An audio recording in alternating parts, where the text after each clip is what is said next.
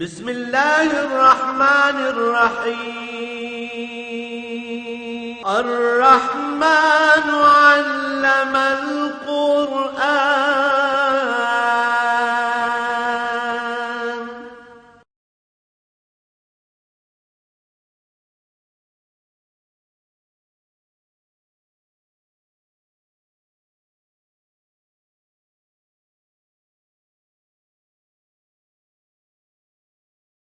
الحمد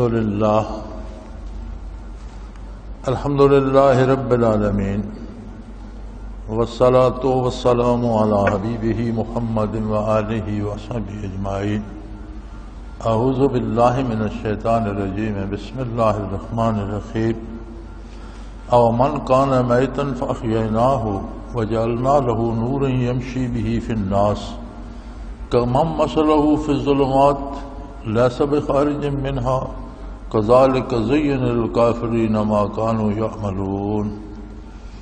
اللهم سبحانك لا علم لنا إلا ما علمتنا إنك أنت العليم الحكيم. مولاي صل وسلم دائما أبدا على حبيبك خير الخلق كلهم.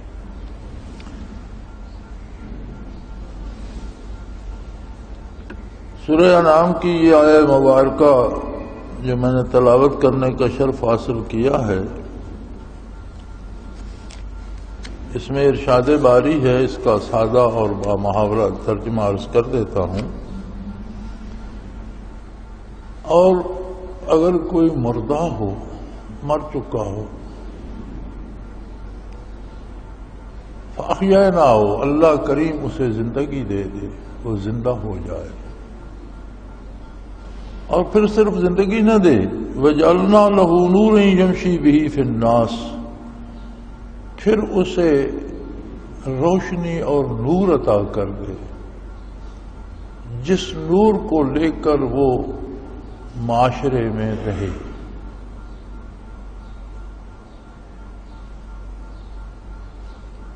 یمشی فی الناس، لوگوں میں چلے پھرے سے مراد ہے اس کے کردار سے ظاہر ہو کہ اس کے سینے میں نور ہے، اس کے قول، اس کی بات، اس کا عمل اس بات کے گواہ ہوں.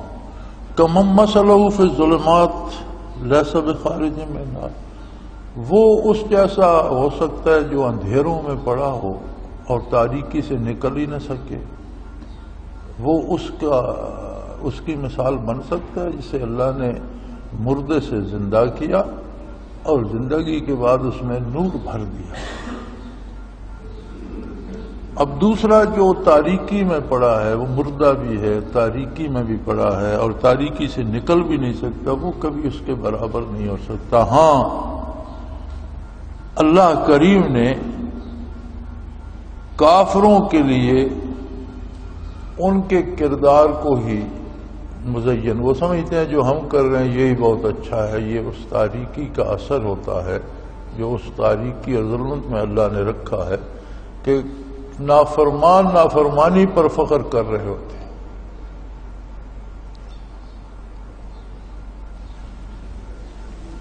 ہمارے نزدیک ہم سمجھتے ہیں کہ جو چلتا پھرتا بات کرتا دیکھتا سنتا ہے یہ زندہ ہے، جس کی روح پرواز کر گئی وہ مر گیا. جس چیز میں روح ہے ہم سمجھتے ہیں یہ زندہ ہے. جانور ذبح ہو گیا، مر گیا، پرندہ مر گیا. قرآن کریم کے نزدیک اس موت کی کوئی حیثیت نہیں. انسان کی تخلیق قل الروح من امر ربی، عالم امر میں ارواح کی تخلیق ہوئی. اللہ کریم نے مٹی، آگ، ہوا، پانی سے جسد خاکی بنایا آدم علیہ السلام کا، اس میں سے مائی ہوا کو پیدا فرمایا، عالم امر کی روح ڈالی اور ایک سفر شروع ہوا انسانیت کا.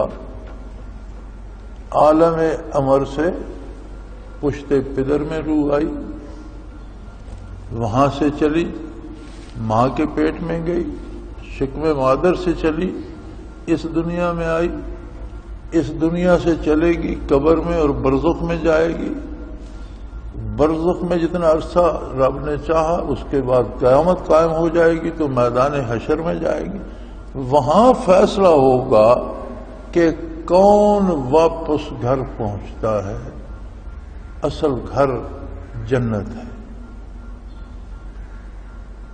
جس نے اس دنیا میں اپنے لیے زندگی بھی کما لی اور نور بھی کما لیا، اور پھر اس نور کے ساتھ لوگوں میں زندہ رہا، وہ قیامت کو جنت کو سدھارے گا اور اپنے گھر پہنچ جائے۔ جو اس سے محروم رہا وہ گھر نہیں جائے گا، دوزخ میں جائے گا، سزا پائے گا، عذاب پائے گا، گھر سے محروم ہو جائے گا۔ قرآن کے نزدیک موت جو ہے، جو آدمی ایمان نہیں لاتا، کفر پر ہے، وہ مردہ ہے۔ اس کی مثال مردے جیسی ہے۔ پھر صرف مردہ نہیں، مردہ بھی ہے اور اندھیرے میں پڑا ہے اور اس سے نکل نہیں سکتا۔ فرمایا صاحب مردہ تھے۔ بعثت نبوی علیہ صاحب الصلاۃ والسلام جب ہوئی، پہلے انبیاء کی تعلیمات ختم ہو چکی تھی، عیسیٰ علیہ السلام کو گزرے 5 صدیاں بیت چکی تھیں، اور کوئی تعلیمات عیسوی بتانے والا بندہ نہیں تھا۔ پوری روئے زمین پر کفر چھایا ہوا تھا کہ آقا نامدار صلی اللہ علیہ وسلم مبعوث ہوئے، اور اس پورے آسمان نے دیکھا کہ روئے زمین پر اللہ کا ایک محبوب اللہ کے نام کا نعرہ بلند کر رہا ہے۔ یہ نعرہ آب حیات تھا۔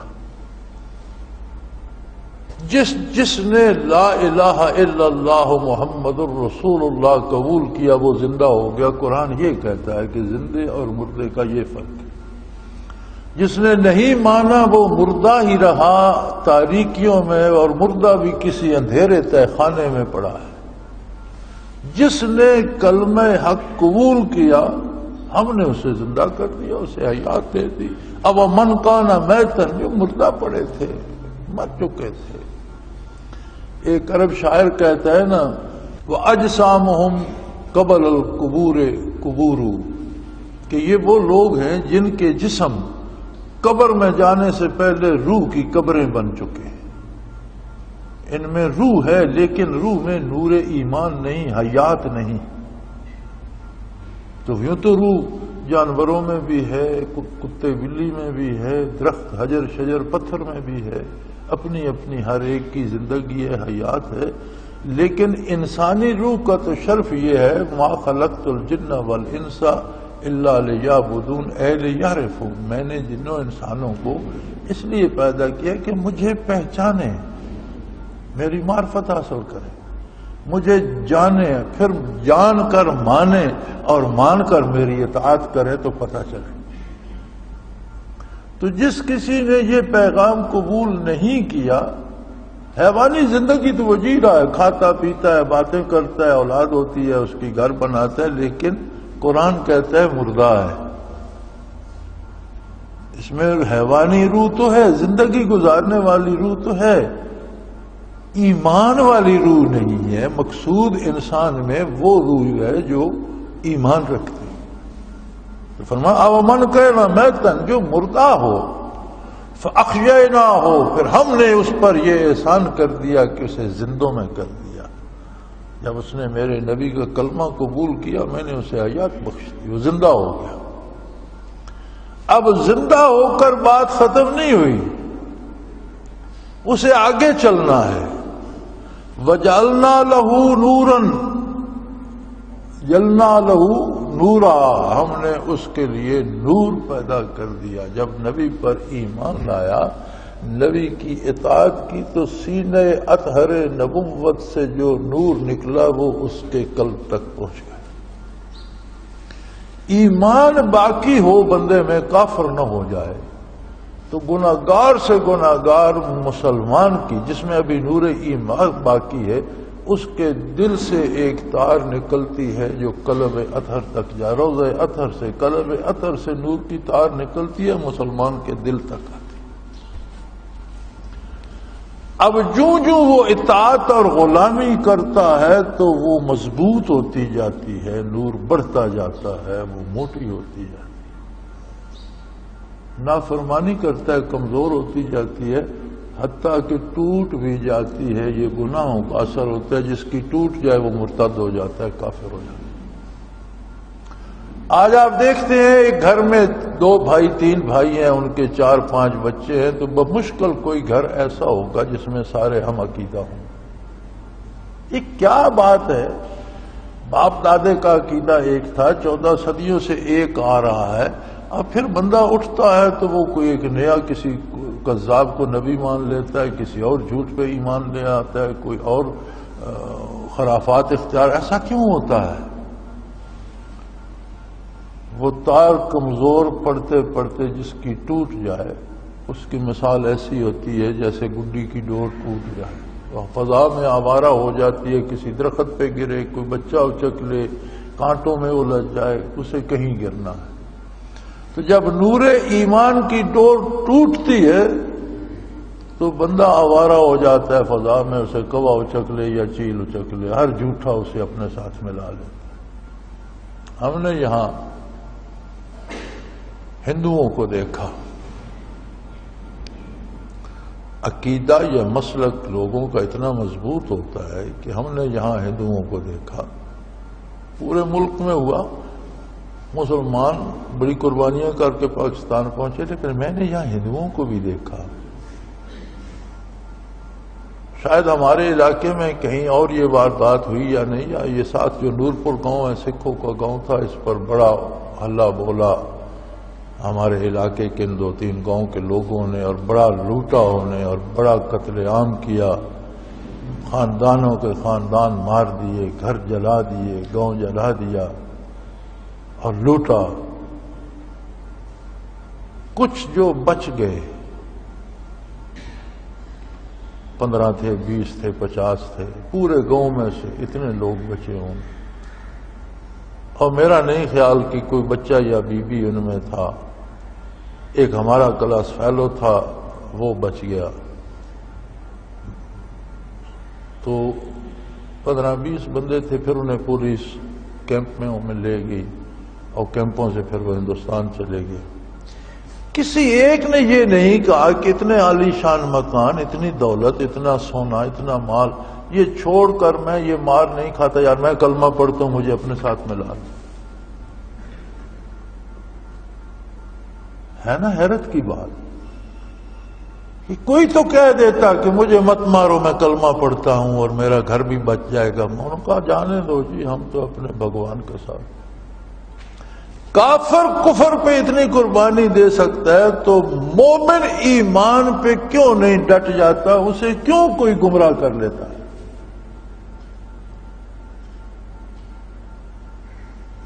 کافر کا کمال نہیں اس لیے ڈٹا ہوا ہے کہ روز کفر کرتا ہے، اللہ نے اسے کفر ہی میں رکھنا ہے، کسی کی توبہ قبول ہو تو اسے توفیق ایمان نصیب ہو۔ لیکن مومن کا بدل جانا حیرت کی بات ہے کہ باپ دادا 7 پشتے 14 پشتے 7000 پشتے 1400 سال سے جو مسلمان آ رہے ہیں، ان کا بچہ اٹھتا ہے تو وہ صبح بدعقیدہ اور کافر ہو جاتا ہے۔ کیوں ہوتا ہے؟ وہ تار توڑ بیٹھتا ہے، جو تار حیات تھی، جو نور حیات تھا، وہ ٹوٹ گیا تو مردہ ہو جاتا ہے۔ تو مردے میں کیا ہوتا ہے؟ رکھا رہے تو تعفن اور بدبو ہی پھیلتی ہے،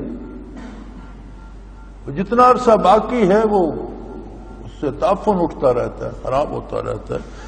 تو فرمایا یار یہ کتنا احسان ہے میرا تم پر، سوچو تو صحیح، سبھی مردے تھے۔ اگر میں محمد الرسول اللہ کو مبعوث نہ کرتا تو میں نور ایمان کہاں سے ملتا؟ میں نے مبعوث کیا رحمت اللہ عالمین صلی اللہ علیہ وسلم کو، اور جس نے دامان رحمت تھاما میں نے اسے مردے سے زندہ کر دیا۔ پھر زندہ ہونے کے بعد اسے توفیق بخشی کہ وہ سینے اطہر سے نور حاصل کرے۔ ہماری بڑی بدقسمتی یہ ہے کہ ہم دیکھتے ہیں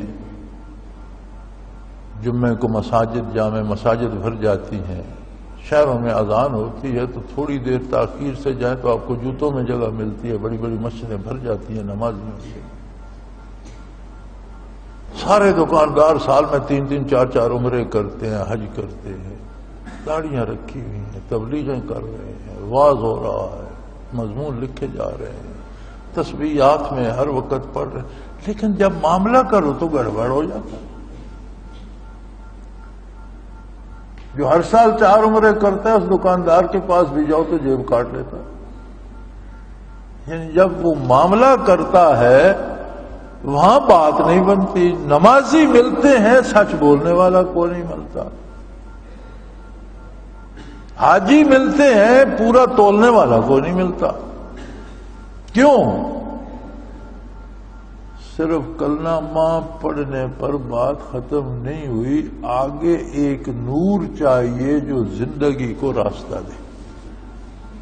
وَجَعَلْنَا لَهُ نُورًا يَمْشِي بِهِ فِي النَّاسِ، پھر اسے ہم نور عطا کر دیتے ہیں جس نور کے ساتھ وہ لوگوں میں گزر بسر کرتا ہے۔ اس کے پاس ایک نور ہوتا ہے، جھوٹ بولنے لگتا ہے تو اس نور میں کمی آتی ہے، رک جاتا ہے، جھوٹ نہیں بولنا، سچ بولتا ہے تو اس نور میں اضافہ ہوتا ہے۔ کم تولنے لگتا ہے تو دل کا نور بجھنے لگ جاتا ہے، کہتے نہیں کم نہیں تولوں گا، پورا تولتا ہے۔ جیسے کسی کے پاس روشنی ہو تو وہ قدم رکھنے لگے تو آگے کھڑا ہو یا کوئی موذی جانور ہو تو روشنی نہ دیکھ لیتے ہیں، وہ کہتے نہیں ادھر نہیں جانا، صاف جگہ پہ پاؤں رکھو، کہ نہیں؟ ہمارا آج کا جو جسے انگریزی میں مسنگ لنک کہتے ہیں، یعنی ٹوٹا ہوا رابطہ جو ہمارا ہم سے کھو چکا، وہ یہ نور ہے۔ ابھی الحمدللہ کلمہ باقی ہے، لیکن یہ جو نور ہے یہ کھو چکا ہے۔ یہ ہمیں بیت اللہ سے بھی نہیں ملتا، روضہ اطہر پہ جا کے آ جاتے ہیں، نہیں ملتا، یہ ہمیں کہیں بھی نہیں ملتا، پھر کہاں سے ملے گا؟ دیکھو، ہر مرض کی ایک آخری دوا ہوتی ہے، وہ اسے کہتے ہیں لائف سیونگ ڈرگ، زندگی بچانے والی دعا، بڑی مہنگی ہوتی ہے۔ آخر میں ڈاکٹر یہ دیتے ہیں کہ اب یہ دے دو، اگر اس سے بھی مرض نہ ٹھیک نہ ہو تو کہتے ہیں اس بابے کو گھر لے جاؤ، اسپتال میں اس کا کوئی علاج نہیں، آخری علاج ہو چکا، اب اپنا مریض گھر لے جاؤ۔ بیت اللہ شریف کی حاضری اور روضہ اطہر کی حاضری، آپ عمرہ کریں تو عمرہ بھی چھوٹا حج ہے، عمرہ نفل حج ہے اور حج فرض حج ہے، جس پہ فرض ہے وہ حج کرتا ہے، جس پہ فرض نہیں وہ نہیں کرتا، لیکن عمرہ بھی حج ہے۔ حج آخری دوا ہے گناہ سے بچنے کی۔ جو حرم کعبہ سے بھی ہو آتا ہے، زمزم بھی پی آتا ہے اور روضہ اطہر پہ صلاۃ و سلام پڑھ کے بھی آ جاتا ہے، اس میں تبدیلی کوئی نہیں آتی، تو اس کا مطلب ہے کہ اسے اب مرنے دو، اب اس کے بچنے کی امید نہیں ہے، آخری دوائی لے چکا۔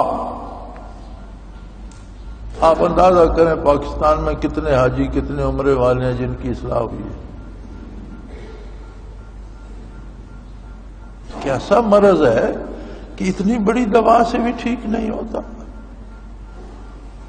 تمام اہل سنت والجماعت کا اس بات پہ اجماع ہے، کسی کو اختلاف نہیں کہ روضہ اطہر میں محمد الرسول اللہ اسی طرح زندہ حیات ہیں جس طرح دنیاوی زندگی میں زندہ اور حیات تھے، اور آپ صلی اللہ علیہ وسلم کی مجلس کا جو ادب آپ کی دنیاوی زندگی میں تھا، وصال مبارک کے بعد روضہ اطہر کا وہی ادب۔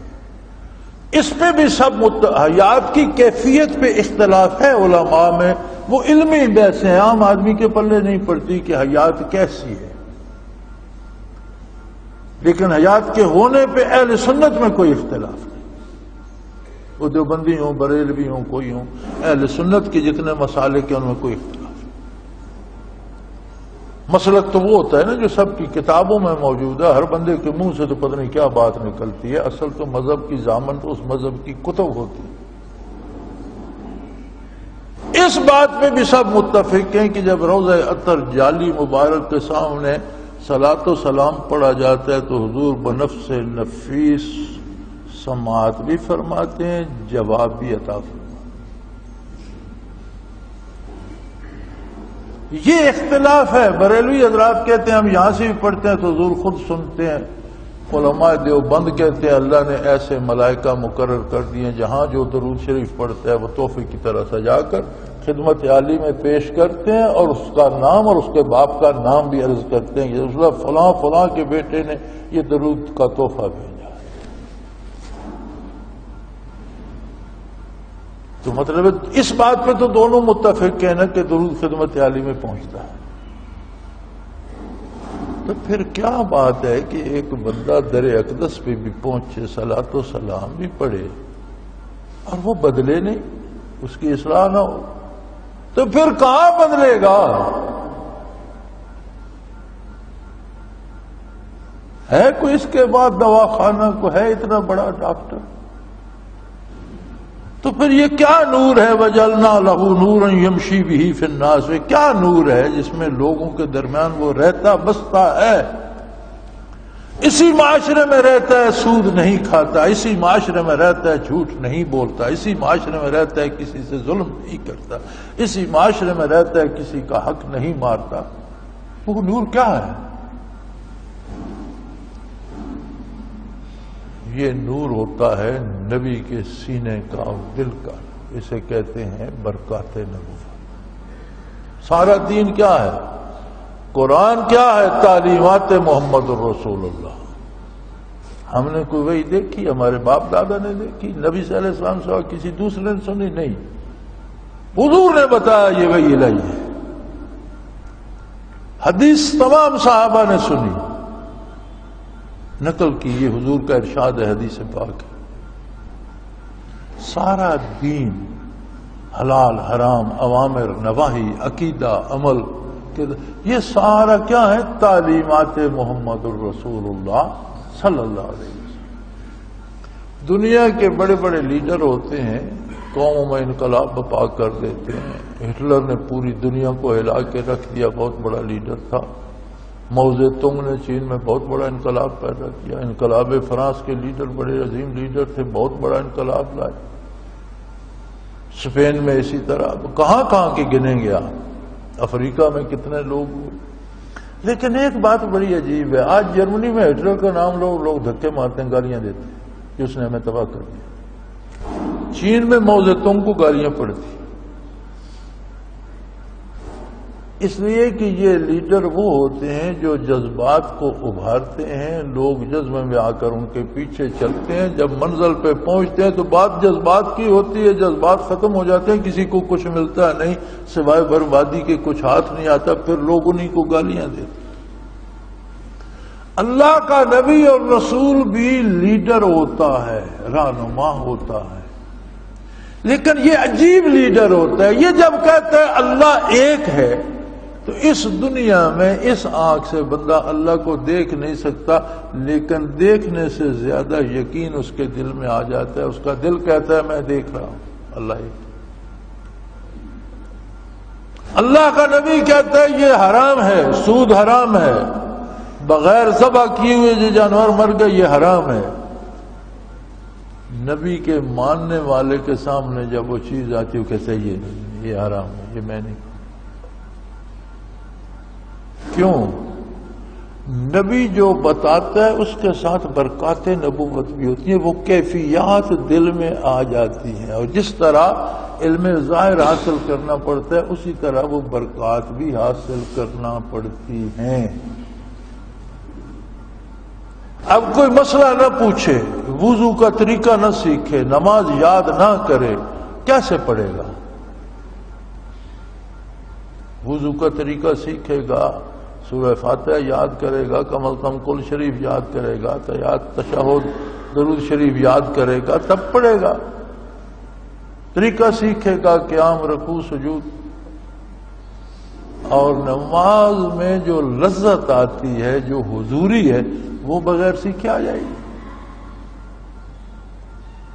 ہے نا عجیب بات کہ ظاہری عمل جو ہے وہ ہم محتاج ہیں سیکھنے کے, اس کے اندر جو خزانہ ہے وہ بغیر سیکھے آ جائے گا. یہ ہماری امت کی آج کی مصیبت یہ ہے کہ کہ ہم وہ ظاہری آوازیں الفاظ سیکھ لیتے ہیں، وہ جو درمیان جسے اللہ کہتے ہیں نا بجعلنا لہ نورا، میں اس کے لیے ایک نور بنا دیتا ہوں، یمشی بہ فی الناس، لوگوں میں اس نور کے ساتھ گزارا کرتا ہے، جیسے اندھوں میں آنکھوں والا ہوتا ہے وہ اس طرح زندگی گزارتا ہے۔ وہ نور برکات نبوت ہے، جس نے ایک نگاہ میں صحابہ کو صحابی بنا دیا۔ صحابی کو نمازیں پڑھنے، زیادہ نفل پڑھنے سے، زیادہ روزے رکھنے سے، زیادہ جہاد کرنے سے نہیں بنے۔ نماز فرض نہ ہوئی تھی تو ایسے اللہ کے بندے، اللہ کے مقبول حضور صلی اللہ علیہ وسلم کے صحابہ تھے جو 13 برس میں مکہ مکرمہ میں معراج پہ نماز تو فرض ہوئی، تو معراج سے پہلے جن کا وصال ہو گیا وہ صحابی نہیں تھے۔ نماز فرض ہی نہیں تھی وہ صحابی تھے، روزہ فرض ہی نہیں تھا وہ صحابی تھے، شراب حرام نہیں ہوئی وہ صحابی تھے، سود حرام نہیں ہوا وہ صحابی تھے۔ ایک نگاہ نے انہیں اس پار پہنچا دیا۔ برکات جو قلب اطہر میں تھی وہ ان کے قلوب میں پہنچی، وہ سارے کام ہو گئے۔ پھر جو انہوں نے نمازیں پڑھی وہ اس پر مزید ہے، پھر جب وہ بدر و احد میں گئے وہ اس پر مزید ہے، پھر جب انہوں نے ہجرتیں کی وہ اس پر مزید ہے۔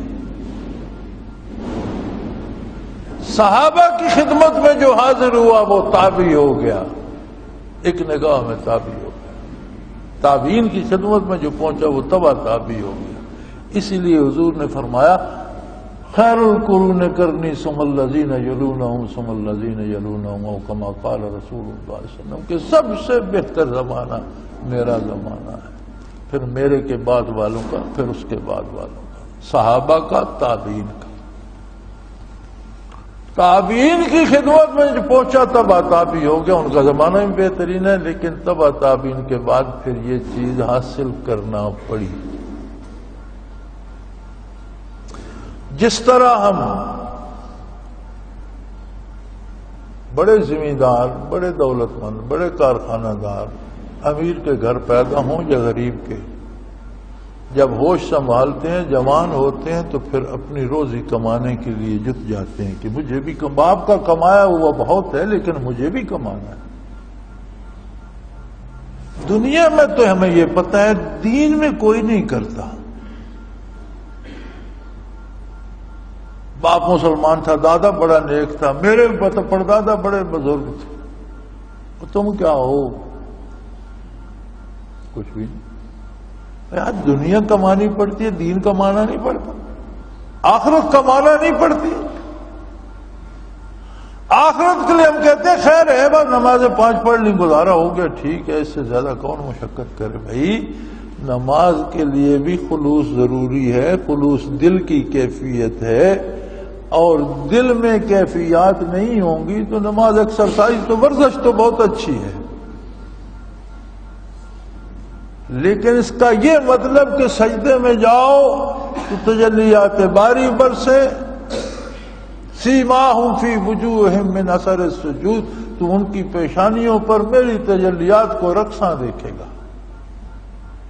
قرآن کہتا ہے کہ جو سجدے کرتے ہیں ان کے چہروں پر نور الہی رقصاں ہوتا ہے، ہمارے پر کیوں نہیں؟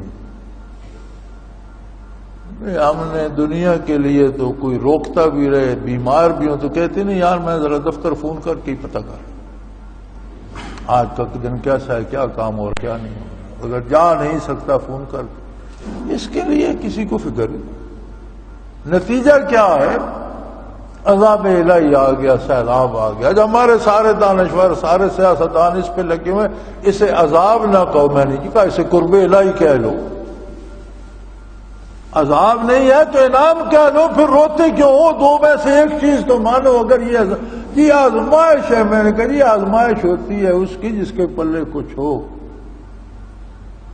جسے سیدھا کلمہ بھی نہ آتا اس کی آزمائش کیسی، جسے جوتے مارے جا رہے ہوں آپ کو، یہ تمہاری آزمائش ہو رہی ہے۔ بچے غرق ہو گئے، بیویاں غرق ہو گئی، بوڑھے والدین پانی کی نظر ہو گئے، گھر چلا گیا،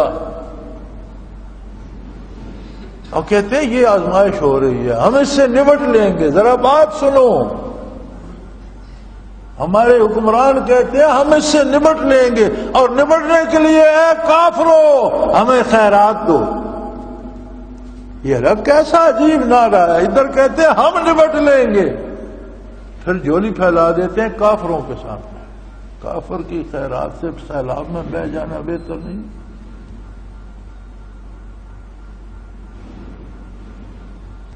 وہ تمہیں کیا دیں گے؟ سود کا پیسہ، سود پر قرضہ، شراب کی کمائی کا ٹیکس، عورتوں کی بدکاری کا کمایا ہوا پیسہ تمہیں خیرات میں دیں گے، اور ادھر عذاب کا یہ نہیں ہم اس سے نمٹ لیں گے۔ تو نپٹو نا بچے، خدا کا خوف کرو، اسی پہ نہ رہو کہ یہی ہے، پیچھے پھر آگے تو کیا ہوگا۔ ایک قوم نے اپنے نبی کا انکار کیا، بہت اذیتیں دیں، کیا تالی پڑ گئی، بھوکے مرنے لگے۔ انہوں نے کہا ہم پر آزمائش آ گئی، ہم اس سے نمٹ لیں گے۔ اچھا بھائی نپٹو۔ قرآن نے ان کا قصہ بیان کیا ہے۔ انہوں نے اپنے چیدہ جو تھے بڑے بنائے ہوئے ان کو بھیجا کہ جاؤ بیت اللہ جا کر دعا کرو۔ بیت اللہ کو تو مانتے تھے، مکے کے کافر بھی بیت اللہ میں بت رکھ کے صحیح، لیکن بیت اللہ کی عظمت کے قائل۔ وہ بیت اللہ آئے، لپٹ کر دعائیں کی، اللہ ہمیں بارش دے۔ واپس گئے تو بڑا بادل آیا، سیاہ بادل، اور بڑا قرآن کہتا ہے بڑے خوش ہوئے۔ یا خواہ یہ نبی ہم پہ فتوے لگاتا رہتا ہے، دیکھ لے ہماری دعائیں، بادل آ گیا۔ جب وہ برسا تو اس میں آگ، پوری وادی جتنی تھی، انسانوں، حیوانوں، چرند پرند، کیڑے مکوڑے، درخت گھاس سمیت اس نے جلا کر رکھ۔ خوشیوں سے ناچ رہے تھے، بادل آ گیا، بڑا گھنا بادل ہے، ابھی جل تھل ہو جائے گا، اس سے آگ برسی۔ خدا کے بندے اس عذاب کو عذاب مانو اور توبہ کرو، ہم نپٹ لیں گے۔ اور اگر وہ نپٹنے پہ آ گئے تو پھر کیا کرو گے؟ ابھی تو پانی برسا ہے، ایسی قوموں کی تاریخ موجود ہے جن پر آگ برسی۔ لیکن ہم میں تبدیلی کیا ہے؟ وہ جو لٹے پٹے وہاں بیٹھے ہیں، ان کو جو کوئی دال آٹا، ان کے پاس کوئی پیسہ بچ گیا یا کوئی جانور، ایک آدھی بھینس گائے بچ گئی تو وہ اس سے ڈاکو چھین لے گا۔ ایک بوڑھا رو رہا تھا کہ میری بیٹی اٹھا کر لے گئی، ٹیلی ویژن پہ دکھا رہے ہوتے۔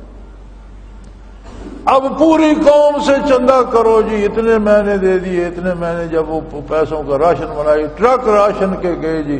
جب وہاں کی تصویریں ٹیلی ویژن دکھاتا ہے تو مٹھی چاول ہوتے ہیں، وہ پھینکتے ہیں۔ اچھا ایک بندہ کہہ رہا تھا، سیلاب کا بندہ، ذرا ہمیں کھانا اس طرح پھینکتے ہیں جس طرح کتوں کو پھینکا جاتا،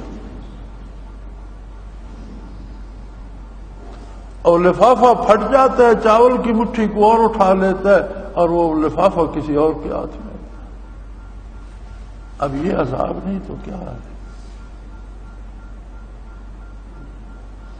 لیکن ہمارے یہ لکھنے والے دانشور، ہمارے ٹی وی پر تقریریں کرنے والے، یہ جس کا سر گنجا ہو جائے، وہ کان بڑے ہو جائیں اور لمبے ہو جائیں، وہ دانشور ہو جاتا ہے۔ یہ کہتے نہیں یہ عذاب نہیں ہے، ابھی عذاب سے تو پھر لوگ توبہ کا سوچیں گے، توبہ نہیں کرنی چاہیے۔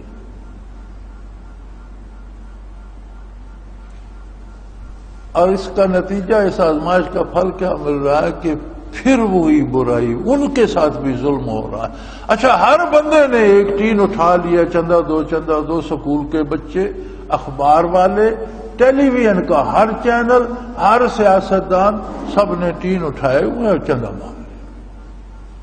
وہ جو تباہ حال ہیں وہ بھوکے بیٹھے ہیں۔ یار 1 ارب 21 کروڑ ہو گیا، بھائی 1 ارب 21 کروڑ جمع کیوں کر رہے؟ ان کو دیتے کیوں نہیں؟ مر رہیں گے تو دو گے، قبریں بنانے کے لیے ہے۔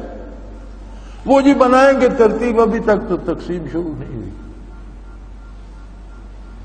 یار ان کے منہ سے تم نوالے چھین رہے، ان کو دو گے کب؟ تمہیں ایک روزگار مل گیا، ایک اور طریقہ مل گیا۔ یہ کیوں ہمارے ساتھ ایسا ہو رہا ہے؟ اچھا ایک اور مزے کی بات ہے، کہتے ہیں یار زلزلہ آتا ہے تو غریبوں پر، سیلاب آتا ہے تو غریبوں پر، اور جتنے بدکار ہیں محلوں میں اور اسلام آباد بیٹھے ہیں وہاں کچھ بھی نہیں ہوتا، سیلاب بھی کو نہیں آتا۔ ان کو اسلام آباد کون پہنچاتا ہے؟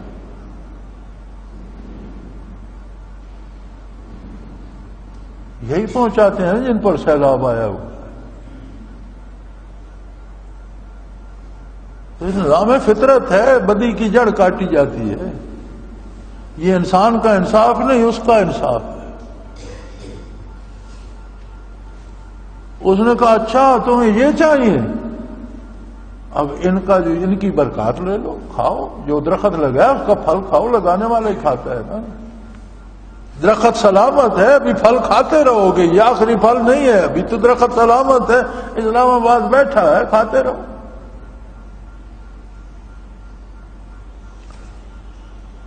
کل یا پرسوں میں ایک ٹی وی پروگرام دیکھ رہا تھا، شیخ رشید صاحب راولپنڈی سے اس پہ بات کرتے ہیں. اب یہ ٹیلی ویژن کی بات ہے، سچ ہے یا جھوٹ ہے میں نے سنی بھی دیکھا.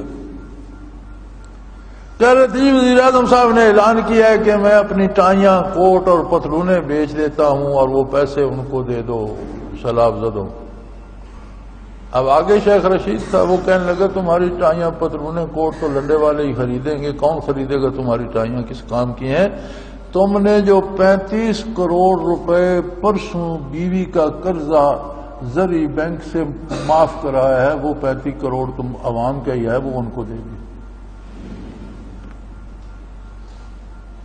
اب یہ حال تو پھر ان پر تو عذاب نہیں آیا نا.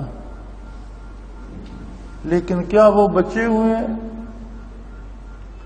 بڑے بڑوں کی بیٹیوں کے سکنڈل چھپ رہے ہیں، ٹیلی ویژن پر اچھالے جا رہے ہیں. بیٹوں کی وارداتیں چھپ رہی ہیں، بھائیوں کی چوریوں کے اور رشوت کے قصے برسر عام کیے جا رہے ہیں. آرام میں نہیں ہے. ان پر اور طرح کا عذاب ہے، ہم پر اور طرح کا آتا ہے. ہم بنانے والے ہم پر اور طرح کا آتا ہے. ان کا جو کردار ہے اس کا عذاب ان پر اور طرح کا. وہ رات کو نیند کی گولیاں نہ لے، انہیں نیند نہیں آتی، گولیوں سے کام نکل جاتا ہے، پھر ٹیکے لگواتے ہیں بیہوشی کے، تب جب سوتے ہیں. ریشمی گدے، ریشمی بستر، گارڈیں کہیں تک، سینکڑوں بندے پہرے پہ کھڑے ہیں، صاحب بہادر کو اندر نیند نہیں آتی. ہمارے ایک وزیر اعظم ہوتے تھے، وہ بھنگ پی کے سوتے تھے، انہیں ویسے نیند نہیں آتی تھی، بڑے شریف آدمی تھے وہ. تو جدہ گئے، سعودی عرب کے دورے پر گئے تو عمرہ، پھر یہ عمرے بھی کرتے ہیں، کمال ہے. تو ہمارا ایک ساتھی جماعت کا ہوتا تھا، پروٹوکول آفیسر جدہ میں. وہ آدمی بھی ذرا اس مزاج کا تھا، مذاق بھی کرتا تھا. وہ بڑا سا ایک گرائنڈر لے آیا، اتنا بڑا، اور بوری بھنگ کی پرائم منسٹر کے ساتھ تھی جہاز میں. اسے دی گئی پروٹوکول افسر کو کہ صاحب پی کر سوئیں گے. اس نے وہ اتنا بڑا وہ گھر وہ ساری اس بلڈنگ میں شور ہو گیا، سارے ملازم دوڑے. یہ کیا ہے؟ اس نے کہا صاحب کی بھنگ گھوٹ رہا ہوں میں، کوئی باپ کے لیے چرخہ کاٹ رہا ہوں.